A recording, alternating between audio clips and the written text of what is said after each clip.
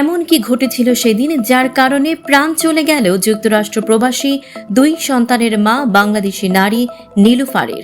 যুক্তরাষ্ট্রের ফোর্ট মায়ার্সে মর্মান্তিক হামলায় বাংলাদেশি নারী নিহত হওয়ার ঘটনায় শোকের ছায়া নেমে এসেছে প্রবাসী সমাজে।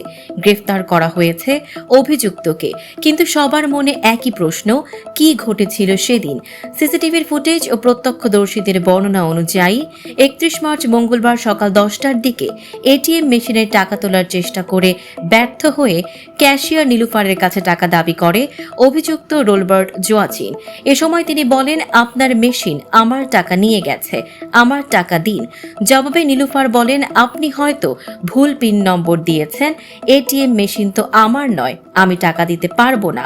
একথা শুনে কৃষ্ণাঙ্গ লোকটি কিছু না বলে চলে যান। এরপর বৃহস্পতিবার ভোরে নীলুফার ইয়াসমিনের ব্যক্তিগত গাড়ির সামনের কাজ হাতুড়ি দিয়ে ভাঙচুর করেন অভিযুক্ত। কারণ জানতে নীলুফার দোকান থেকে বেরিয়ে এলে জোয়াচিন গিভ মি মাই মানি বলে চিৎকার করে হাতুড়ি আর চাকু দিয়ে শরীরের বিভিন্ন স্থানে আঘাত করতে থাকে। গুরুতর আহত অবস্থায় নীলুফারকে হাসপাতালে নেওয়া হলেও শেষ রক্ষা হয়নি। মাত্র 3 মাস আগে ওই স্টোরে কাজ শুরু করেছিলেন নীলুফার। লক্ষ্মীপুরের মেয়ে, 2 কন্যা সন্তানের মা, স্বপ্ন ছিল পরিবারকে ভালো রাখার, কিন্তু নির্মম এই ঘটনায় থেমে গেল সবকিছু। ঘটনার পরপরই পুলিশ অভিযুক্তকে গ্রেফতার করেছে। তবে প্রশ্ন রয়ে যায়, একটি সামান্য বিরোধ কিভাবে এমন প্রাণঘাতী পরিণতি ডেকে আনলো?